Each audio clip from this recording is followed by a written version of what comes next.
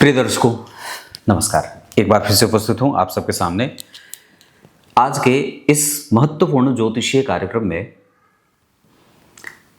इस बात पे थोड़ी सी चर्चा कर लेते हैं कि देवगुरु बृहस्पति की महिमा कितनी अपरंपार है नवग्रहों में, कि जन्म कुंडली के नवम भाव के स्वामी और जन्म कुंडली के दशम भाव के स्वामी अगर किसी भी स्थिति में देवगुरु बृहस्पति से दृष्ट हो जाते हों तो कुंडली में बहुत ही महान राजयोग घटित होता है। अगर आपकी कुंडली के दशम स्थान के स्वामी देवगुरु बृहस्पति से प्रभावित हैं, या तो उनके साथ युति में बैठे हैं या तो उनसे देखे जा रहे हैं, और ठीक यही स्थिति नवम भाव के साथ साथ दशम स्थान के भी स्वामी के साथ घटित होती हो, तो ये जो कुंडली में बनने वाले प्रभाव की स्थिति है, इसका जातक के जीवन पे सकारात्मक असर देखने को मिलता है। आपके सामने जो कुंडली है उसमें दशम स्थान के अधिपति शुक्रदेव हैं, जो गुरु से दृष्ट हैं। और इतना ही नहीं, जन्म कुंडली के जो नवम भाव के स्वामी हैं वो देखिए गुरु की राशि में बैठे हैं। गुरु की राशि में बैठे हैं, पंचमेश नवम में या नवमेश अगर पंचम में बैठा हो, अर्थात गुरु से संबंध मात्र हो जाए, गुरु की राशि से भी। अगर एक पक्ष और भी देखेंगे तो इसमें और भी बढ़िया बात क्या बनेगी कि अगर आपकी कुंडली के नवम भाव के स्वामी पंचम भाव में बैठे हों तो व्यक्ति को किसी न किसी तरीके से उसके पूर्वजों का आशीर्वाद प्राप्त होता रहता है। यह भी एक सिद्धांत है। तो अगर दोनों में से कोई एक सिद्धांत लागू हुआ कि आपकी कुंडली के दशम भाव के स्वामी गुरु से दृष्ट हो गए, या नवम भाव के स्वामी गुरु से दृष्ट हो गए, या गुरु से किसी प्रकार से संबंध बना लिए, गुरु की राशि में बैठ गए, गुरु से दृष्ट हो गए, गुरु के साथ बैठ गए, तो ये जातक की कुंडली में बहुत ही श्रेष्ठ राजयोग बनाता है और जिसका प्रतिफल जातक के जीवन में सकारात्मक देखने को मिलता है। एक भी बात और होगी, अगर जन्म कुंडली में चंद्रमा और सूर्य लग्न में विराजमान हो, या दशम स्थान में विराजमान हो, या एकादशवें स्थान में विराजमान हो। बहुत ध्यान से समझिए, अगर सूर्य और चंद्रमा एक साथ लग्न में हो, या एकादशवें भाव में हो, या तो फिर दशम स्थान में हो, तो इनके दोष, जैसे चंद्रमा जब सूर्य के निकट जाएंगे तो चंद्रमा का प्रतिफल कमजोर होगा, चंद्रमा वहां अस्त होने के कारण कमजोर परिणाम करने लगेंगे। लेकिन दूसरा सिद्धांत ये कहता है, कुछ आचार्यों ने ये लिखा कि सूर्य और चंद्रमा में से एक साथ जब दोनों ग्रह बैठ जाते हैं तो चंद्रमा का बल कमजोर हो जाता है। लेकिन लग्न दशम और एकादशवें भाव में ये जो अमावस्या दोष की स्थिति होती है वो कम उत्पन्न होती है, या उसका असर बेअसर सा होता है। ये दो बातें हैं। एक पक्ष और भी है, अगर आपकी कुंडली के चंद्रमा जिस नक्षत्र में बैठे हैं, अगर उस नक्षत्र का स्वामी बलवान होकर गुरु से दृष्ट हो, तो बलवान भी है क्योंकि चंद्रमा जो बैठे हैं वो सिंह राशि में है, पूर्वा फाल्गुनी नक्षत्र होगा, और उसके जो स्वामी देवता हैं वो शुक्र हैं, वो बलवान हैं, अपनी राशि में बैठ करके गुरु से दृष्ट भी हैं। तो इसका अर्थ ये होता है कि कुंडली निश्चित रूप से सफलता को प्राप्त करेगी। हमें धैर्य धारण करने की आवश्यकता है।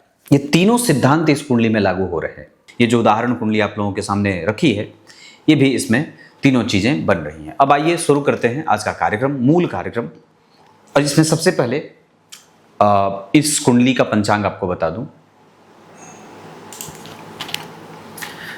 शुक्ल पक्ष की प्रतिपदा तिथि को जन्म हुआ है।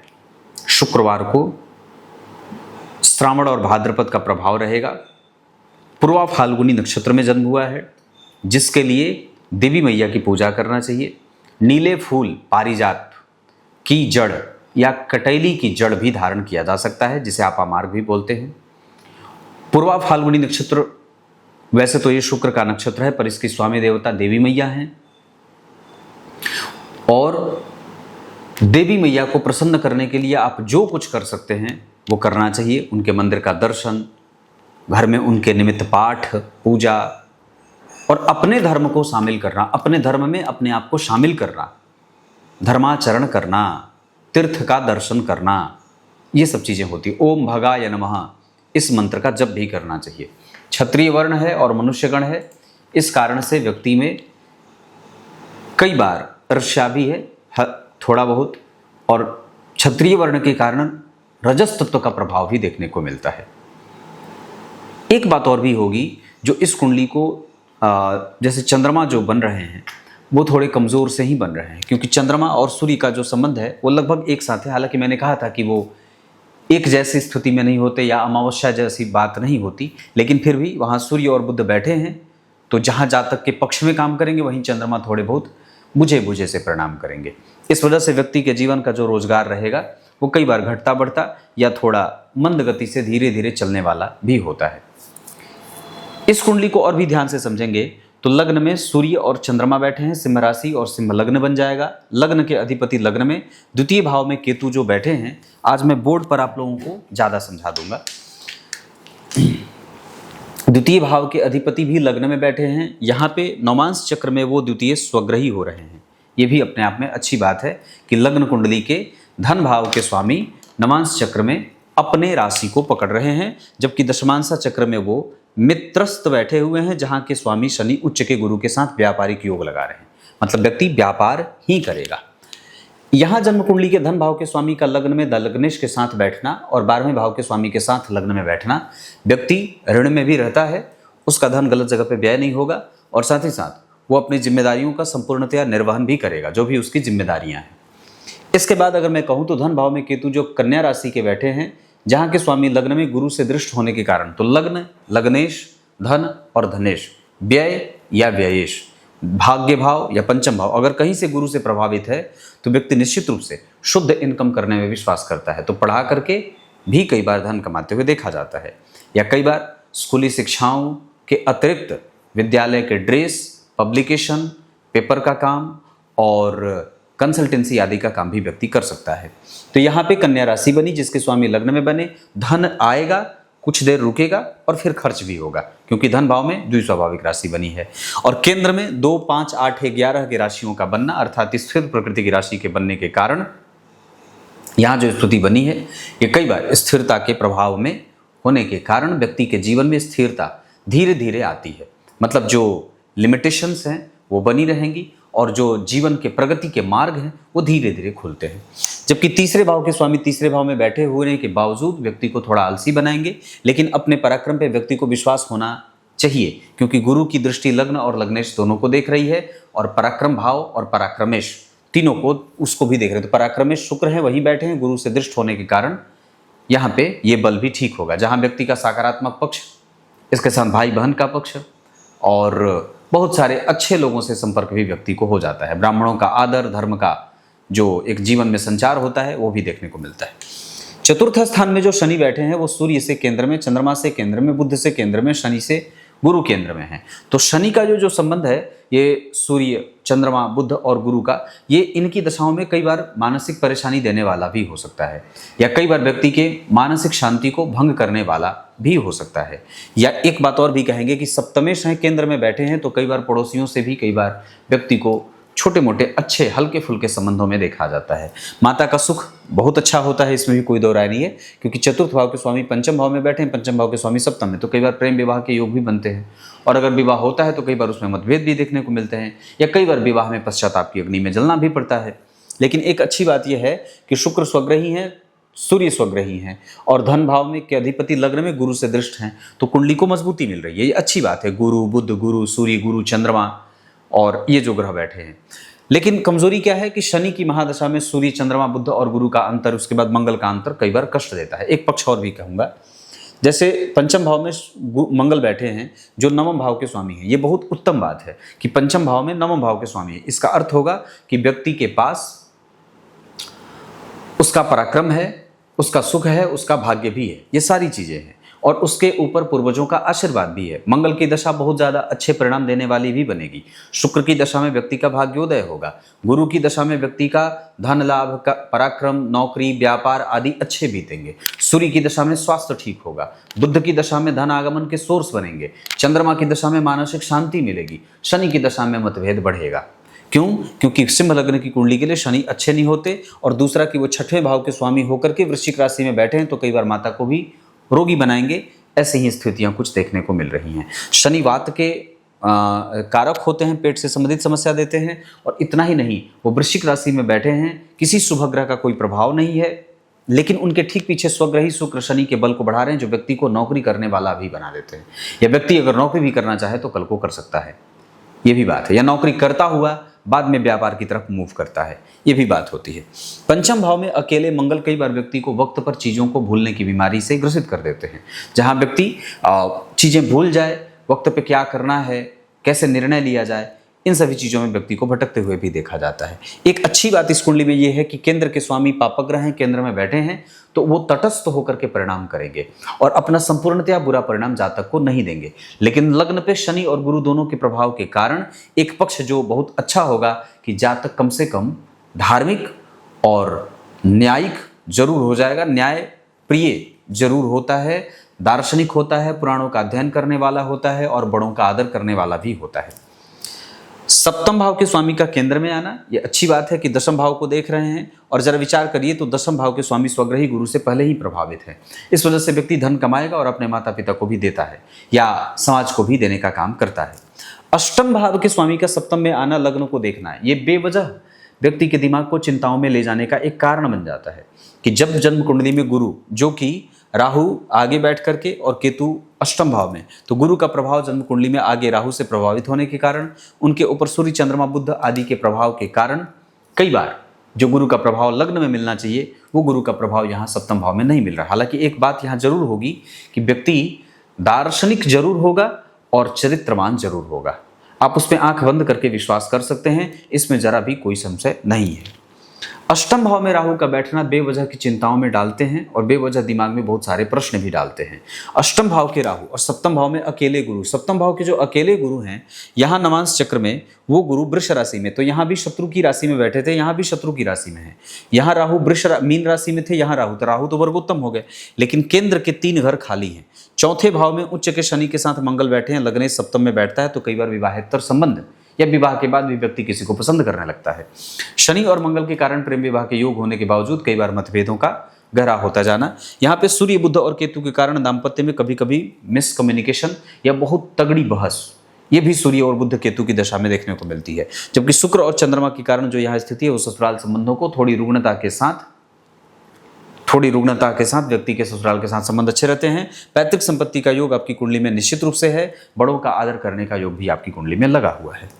जबकि आप नवम भाव को देखेंगे तो मैंने नवम भाव के स्वामी को लग्न में या सप्तम में बैठते हुए कहा है कि ये बहुत ही भाग्यशाली बनाते हैं। नवमेश अगर पंचम भाव में बैठे हैं तो ये भी अपने आप में महान राजयोग बना देते हैं।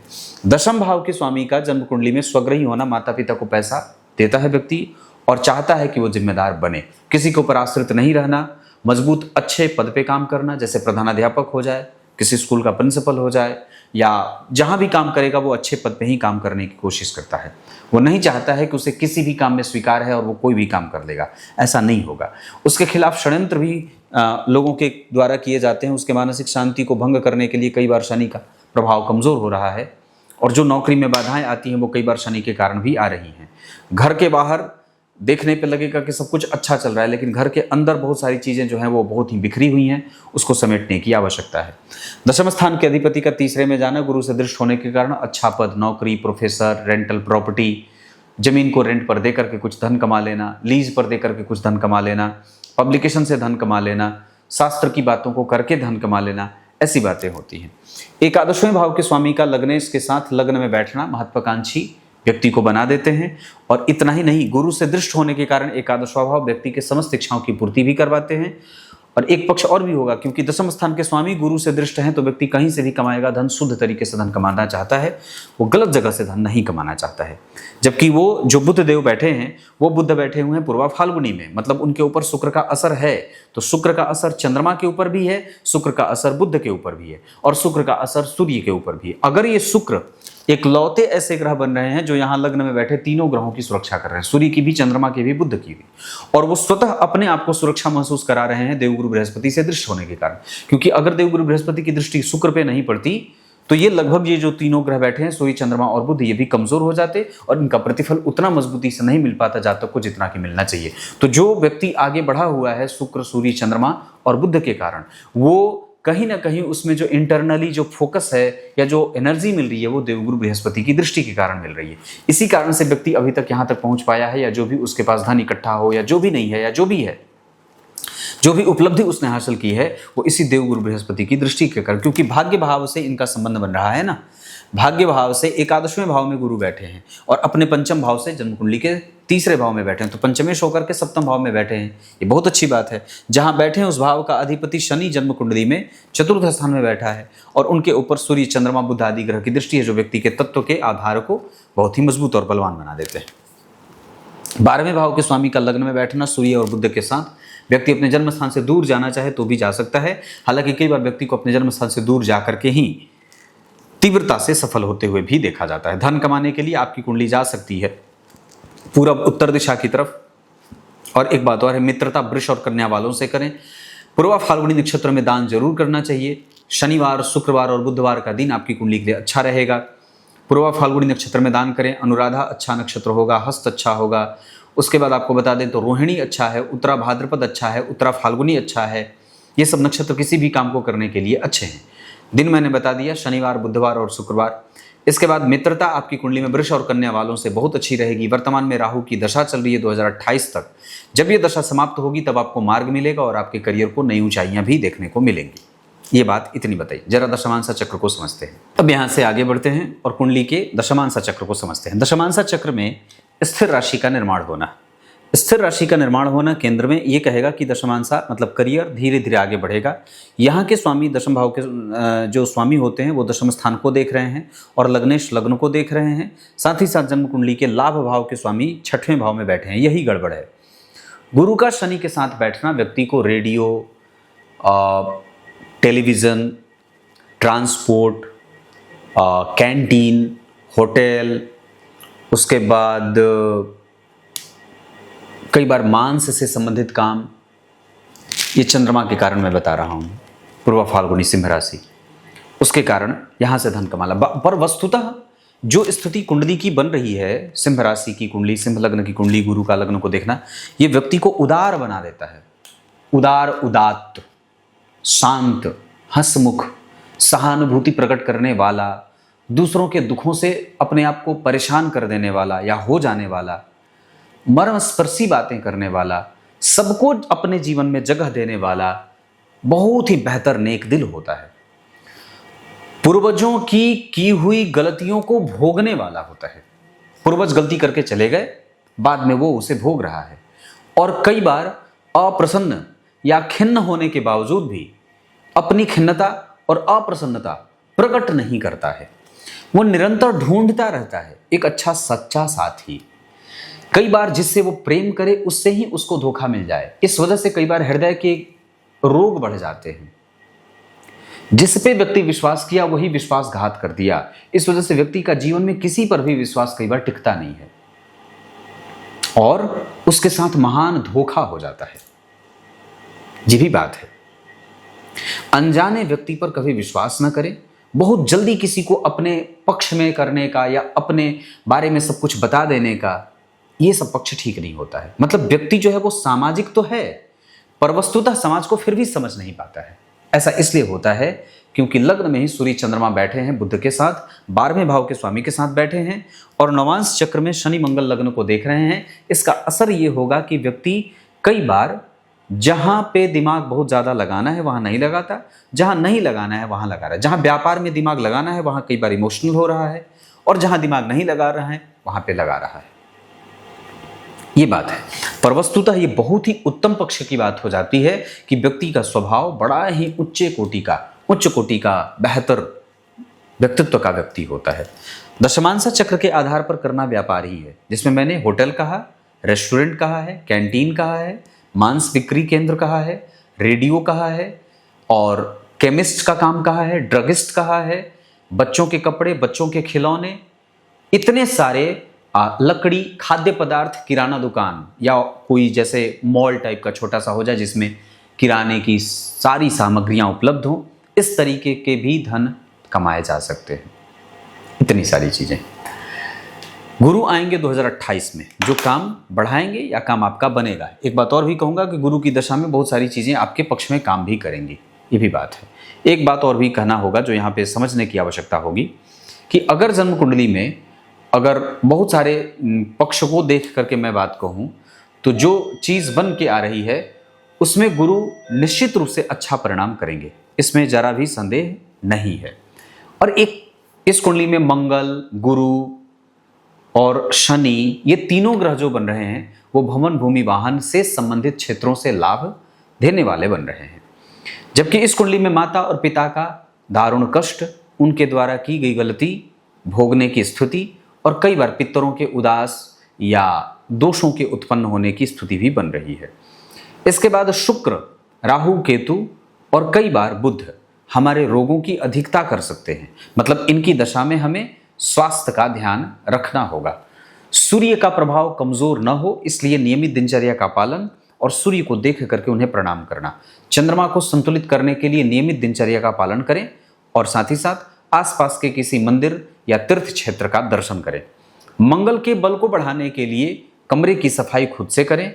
बुध के बल को बढ़ाने के लिए कोई अलग से आवश्यकता नहीं है, बस अपने व्यय पर नियंत्रण करें और गणेश जी को दुर्वा अर्पित करें। देवगुरु बृहस्पति का प्रभाव जन्म कुंडली में जिस स्थिति से बना हुआ है उसके आधार पर हमें अपने जीवन में शुद्धता, सात्विकता और सुचिता अर्थात मांस भक्षण, मांस का त्याग करना होगा। शराब, जुआ, सट्टा, हाँ यहाँ पे एक बात और कहूँगा, चंद्रमा जो बने हैं वो कई बार शेयर बाजार और सट्टेबाजी से भी व्यक्ति को धन कमाने की स्थिति में लेके जा रहे हैं। शुक्र का प्रभाव जन्म कुंडली में ठीक करना है, ब्रह्मचर्य का पालन करिए और व्याभिचार के दोष से अपने आप को मुक्त करिए। राहु और केतु के प्रभावों में 25% परिणाम आपके पक्ष में आता हुआ नजर आ रहा है। इतनी सारी चीजें हैं। इस कुंडली में अगर कुछ रत्न बनता है तो रत्न के हिसाब से एक गुरु का रत्न पुखराज बनेगा, वो आप धारण कर सकते हैं। इतनी सारी बात, और निश्चित रूप से अपने आप को फिर से गुरु दीक्षा से युक्त करके वापस अपने धर्म की तरफ आना होगा। अपने मूल सिद्धांत को समझना होगा, अपने मूल को समझना होगा, क्योंकि प्रत्येक जीवन का जो हमारे जो संपूर्ण विश्व का सबसे प्राचीन पुस्तक, प्राचीन ग्रंथ वेद है, वहीं से सारे निकले हैं। तो जिस तरीके से विश्व का सबसे प्राचीन ग्रंथ वेद माना गया या है, सारे ज्ञान वहीं से निकल करके सामने आते हैं, उसी तरीके से सबसे प्राचीन सनातन वैदिक आर्ष परंपरा ये है, इससे ही बाद में सब निकले हैं। तो मूलतया यहीं से सारा समाप्त होता है और यहीं पे आकर के सब समाप्त होने के साथ आरंभ भी हो जाता है। तो कहने का अर्थ यह है, हमें अपने वस्तुतः जीवन के वास्तविक लक्ष्य को समझने की आवश्यकता है। जीवन वही श्रेष्ठ है जो दोबारा जीवन ना दे, मृत्यु वही श्रेष्ठ है जो दोबारा मृत्यु ना दे, माता वही श्रेष्ठ है जो दोबारा अपने बच्चे को फिर किसी गर्भ में ना जाने दे, है ना। तो ये सब सारी बातें समझनी होंगी। तीर्थ का दर्शन करें, सनातनी तीर्थ का दर्शन करें। बद्रीनाथ, केदारनाथ, अमरनाथ, काशी विश्वनाथ, गंगा जी, यमुना जी, मथुरा, वृंदावन, इन सभी तीर्थों का दर्शन करें। स्वतः आपका मेल आपसे हो जाएगा। क्लियर है। अमावस्या को दान करें, कृष्ण पक्ष की अमावस्या को दान करें। मित्रों से इस कुंडली में वैसे कोई नुकसान का योग नहीं है, मित्र हैं। दाम्पत्य भी इस कुंडली का मैं बहुत अच्छा कह रहा हूं, दाम्पत्य में भी कोई परेशानी नहीं है। ये कुंडली कभी कभी अपने काम में आलस्य कर रही है, दूसरों के काम के लिए एक्टिव ज्यादा है। बाकी इस कुंडली की वाणी या धन दोनों ही अनुभव कराने वाले ज्यादा बन रहे हैं। मतलब व्यक्ति के पास धन आएगा, हो सकता है कि अनुभव ज्यादा हो, पैसे कम हो, ज्ञान ज्यादा हो। ऐसा इसलिए क्योंकि धन भाव के स्वामी अमावस्या दोष के प्रभाव में आ रहे हैं, या धन भाव में केतु का प्रभाव है जो एक्सपीरियंस के साथ धन देता है। वहीं दशमांसा चक्र में भी धन भाव के स्वामी जन्म कुंडली के ऋण भाव में है। यहाँ पे भी जन्म कुंडली में जो छठवें भाव के स्वामी हैं या जन्म कुंडली के अष्टम भाव की स्थिति है, तो छठवें और सातवें भाव के स्वामी पे राहु की दृष्टि जा रही है। इस कारण से भी व्यक्ति के जीवन में विषम परिस्थितियों का निर्माण होता रहता है या कई बार उसको ऋण में भी जाते हुए देखा जाता है। और सामान्यतया अपने घर के वातावरण को जितना ज़्यादा हो सके शांत करें, बच्चों को समय दें, पति को समय दें, ये बात बहुत आवश्यक होगी। शंकालु प्रवृत्ति का त्याग करें। दिन मैंने बता रखा है, शुक्रवार, बुधवार और मंगलवार भी ठीक रहेगा। गुरुवार तो वैसे सबके लिए बहुत अच्छा है, तो इसमें ये भी बात बनती है। रंग मैंने बताया, रंग गेरुआ, पीला, नारंगी और लाल अच्छा रहेगा। मित्रता आपकी कुंडली में वृष, तुला और कुंभ वालों से थोड़ी कमज़ोर होगी, बाकी धनु और मेष वालों से अच्छी होगी। वृष और कन्या वाले भी आपके लिए अच्छे होंगे। ये भी बात, वृष और कन्या वाले भी लगभग ठीक होंगे। ये इतनी सारी चीज़ें हैं। क्लियर है? मैंने नक्षत्र बता दिया, दिन बता दिया, आगे दशा जो आ रही है वो आपके सपोर्ट में है और 100% आपके पक्ष में निर्णय देने वाली स्थिति बनेगी। इस वजह से घबराने की कोई आवश्यकता नहीं है। आगे कुछ पूछना होगा मुझे पूछ लीजिएगा। तब तक के लिए बहुत बहुत नमस्कार।